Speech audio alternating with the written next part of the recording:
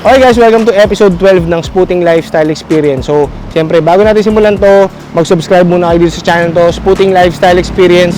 So, dito nyo makikita yung mga ginagawa namin bilang may-ari ng Spooting Lifestyle or Spooting Watch Company. So, nagbebenta kami ng mga luxury watches, gumagawa kami ng mga custom watches, and siyempre kung ano-ano pa, di ba? May mga sneakers din tayo, meron din tayo ibang mga luxury items at kung ano-ano pa. Okay? So, for today's video guys, hahatid lang kami o magde-deliver kami ng mga luxury watches dun sa VIP client ko. And eto nga, meron din akong ibang mga dalang mga relo para dun sa project na pag-uusapan namin, which is yung mga commemorative watches. Siyempre, magpapasko na rin. At siyempre, dun sa kumpanya nila o negosyo nila, baka magpagawa din si Bossing. So, samahan nyo kami. Well, hindi ko pwedeng pakita yung VIP client natin. Hindi tayo mag-shoot doon, pero samahan nyo na lang yung journey namin doon. Journey no? Samahan nyo na lang yung pagpunta namin doon. And marami pa, okay? So marami mangyayari ngayong buong araw na to. Pakita ko rin yung mga latest natin ng mga ginawa sa KG Horology. Yung Rolex ni Ma'am yung Rolex ni Ma'am, tsaka yung Oris, tapos yung mga crates. Meron din tayong benta ng mga crates, so mamaya papapick upin na rin natin doon sa client natin. Okay, so samahan nyo kami ngayon. Magdi-deliver kami, maraming mangyayari ngayon. Spooting Lifestyle Experience guys. Let's go! I started with nothing, and now we built a 20 million peso company. Our goal is 5x and make it 100 million in a couple of years. My name is Fred. Welcome to my world. This is the Spooting Lifestyle Experience. Is it money you women in front of beginnings, tragic opinions? I can make a million and still not get enough for spending. This is my life is based on sinning. I'm held down, rather be buried than be worried, living held down. My game plan to be trained in military mind of a thug lord sitting in the cemetery. I've been lost since my adolescent, calling the Jeep, rolling as a youngster, wondering if you see young black male crack sales got me 3 strikes, living in jail. This is hell and them knees down. Wondering when we all pass, is anybody living? Got my hands on my semi-shotty. Everybody spit your please, God, can you understand?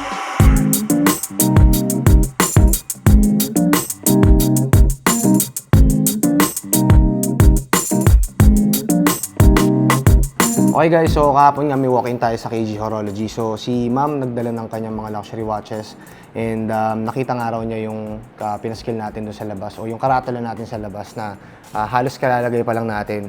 So hindi pa tayo masyadong nanonotice dito sa Banawe, pero at least kahit papaano, eto nagsisimula na tayong makita ng mga walk-in clients o walk-in customers dito sa Banawe. So here we have a Rolex 116234, Rolex Datejust 36 na 116234, black Roman dial. So pina-overhaul to ni Madam and pinabawasan na rin niya ng links dito. So tinapos natin to yesterday and today pipick upin naman to ni Madam kasama nitong Cartier Santos na ladies. Dito sa Cartier Santos na ladies, medyo ano lang naman to, cleaning lang naman to, tsaka nagbawas lang tayo ng link. Actually nilibre na lang natin tong Cartier na to.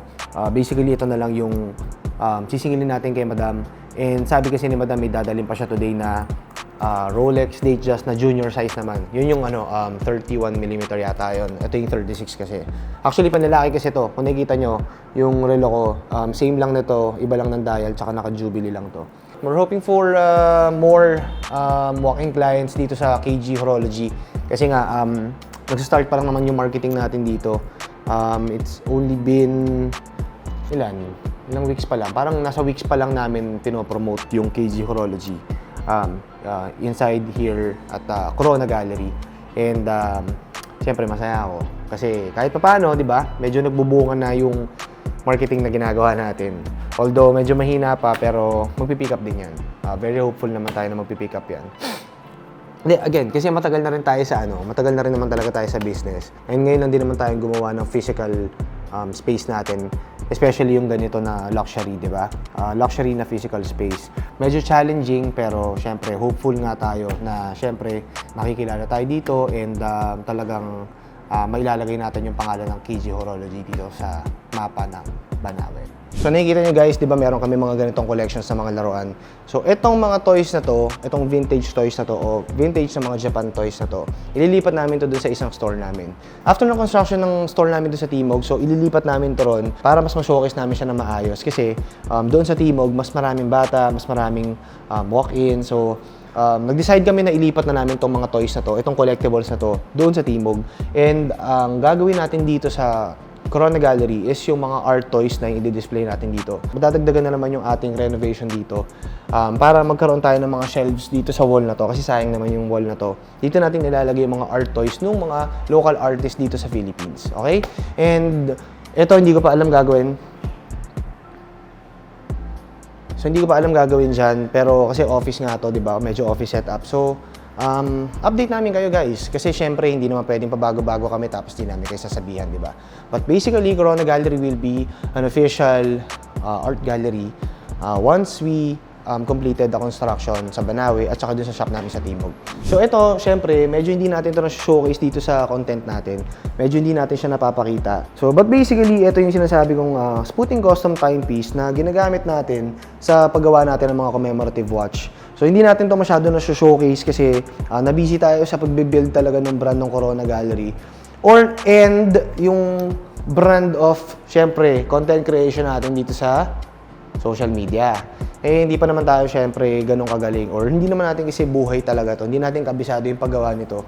And nangangapa-ngapa pa tayo palagi. So, yung mga watch contents na pinangako ko sa inyo, syempre after nung after nung trial and error namin, medyo na-figure out na naman namin kung paano namin gagawin yung totoong or yung legit na watch content or watch content creation. And also, hindi pa namin siya kasi masyadong pinopost kasi nga, ito, supposedly, mga prototype siya o mga prototype pieces siya na pan-display dito sa store para lang may idea yung mga walk-in clients namin kung ano yung meron sa Sputing Watch Company. Yun nga. So, nagpaplano tayo na magbukas ng store natin o yung parang talagang showroom natin sa isang location para doon sa Sputing Watch Company. So, basically, syempre, hindi pa tayo ganun ka 100% sa pagguha doon sa isang space na malapit dito, di ba? So, hindi pa natin alam kung magbubukas ba talaga tayo ng showroom natin o dito ba natin siya gagawin. Hindi pa natin ganun kasigurado yun, guys. Pero, syempre, lagi namin iniisip, yung hinahanap ng mga customers namin, yung mga clients namin, kung anong hinahanap ninyo, di ba? So basically, pag nagkaroon tayo ng Sputing showroom o Sputing Watch Company na showroom, hindi na siya Sputing Watch Company, magiging Sputing Lifestyle Experience na talaga siya. Parang yung pangalan ng channel natin ngayon.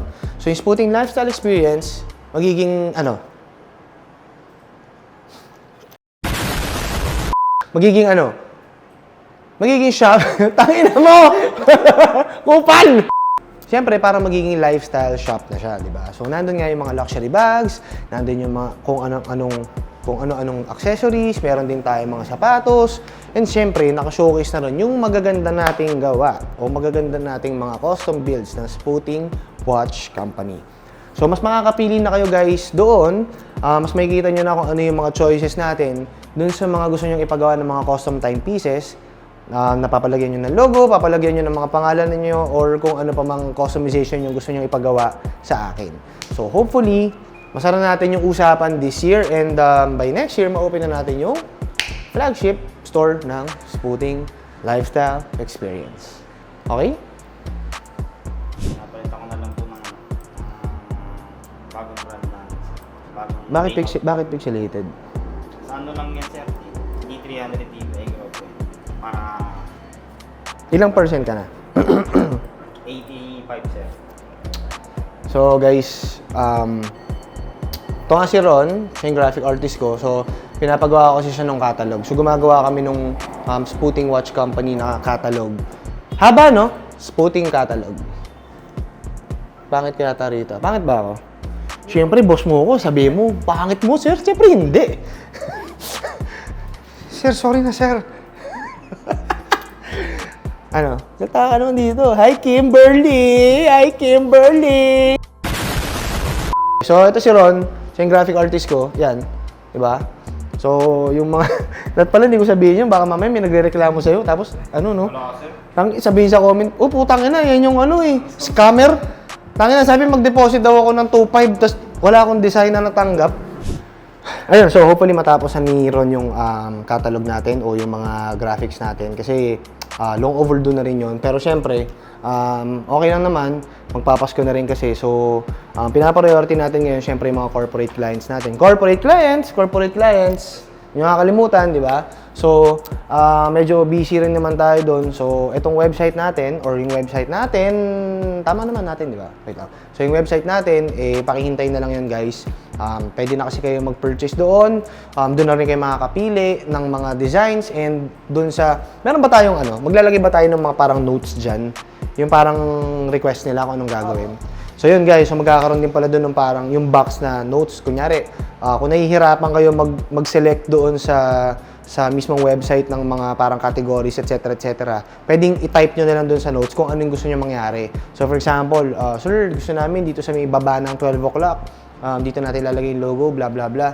Or sabihin nyo naman, sir, gusto namin tanggalin mo yung marker dun sa 12 o'clock or sa 9 o'clock, dun mo mismo ilagay. So, mas madali na yung communication pagka ganun, di ba? And hindi na kayo magagalit sa akin na hindi ako sumasagot sa page. Tsaka hindi kayo sinasagot ng mga admin ko sa page. Diba? Oo.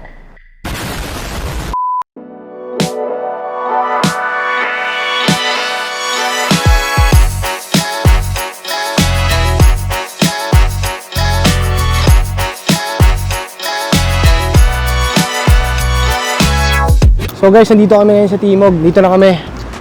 Sisilipin lang natin yung bagong space. Papakita namin sa inyo yung i-construct natin na bagong store. Again, ibang space lang to pero similar location lang to. Same location lang to. Tara!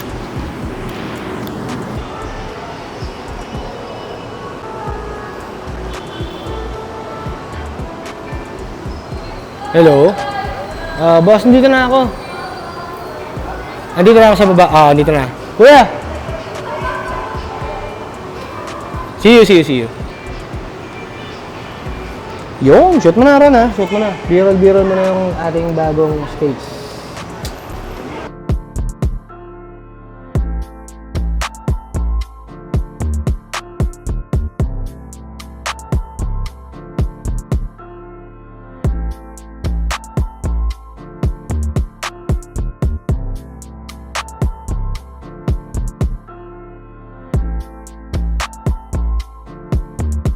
So guys, ito yung space na sinasabi ko sa inyo. Medyo madilim, no? Pero kita naman, ano? So ito yung isang space ng natin, ng isang shop natin dito sa Timog. O paparenovate natin to para magmukhang, syempre, bagong store ulit, di ba?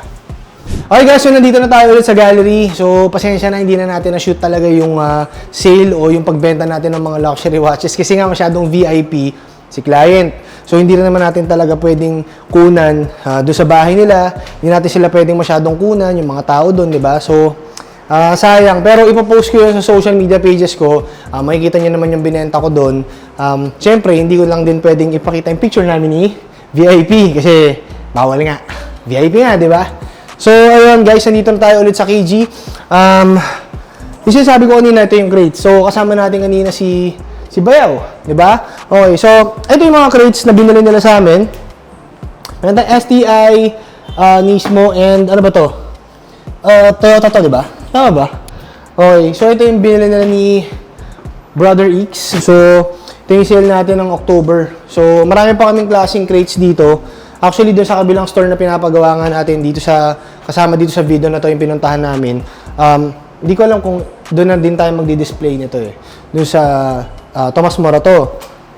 But basically, dito sa KG kasi, magdi-display pa rin naman tayo ng mga toys and collectibles. But, mas mag-concentrate tayo sa art toys, meaning yung mga toys na gawa mismo ng mga local artists natin.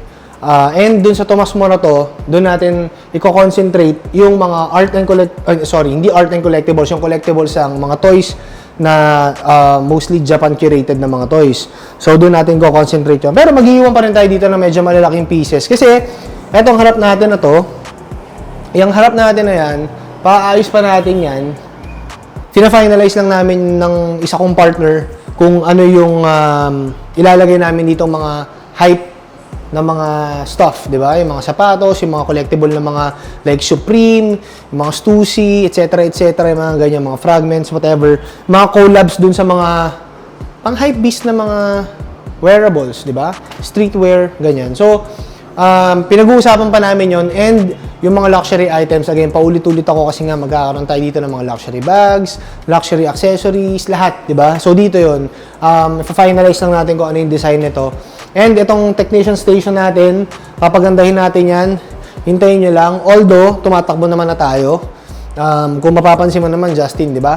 Kung mapapansin nyo naman, tuloy-tuloy naman yung walk-ins natin. And totoong nakikilala naman na kasi yung KG Horology natin dito sa Banawe.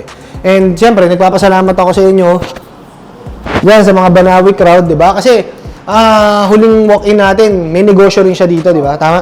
So, si Madam at saka si Sir, nandito lang, kapitbahay lang namin yung negosyo niya, yung store niya nandito lang din. So, ayun, sobrang thankful naman kasi nga, unti-unti na tayong nare-recognize ito as the official Banawe Luxury Watch Service Center. So yun lang guys, papakita namin sa mga next episodes namin yung mga custom builds na mga ginagawa namin and yung mga nagawa na namin this past month.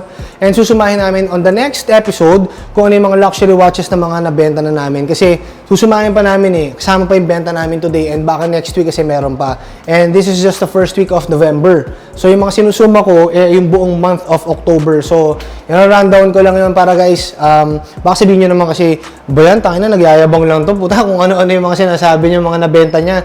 O totoo po yun, nabenta namin. Pero kaya namin ginagawa to, syempre, para i-market namin yung negosyo namin. Diba? That we sell luxury watches, we also do custom watches, and we have our own watch service center here in Banawe.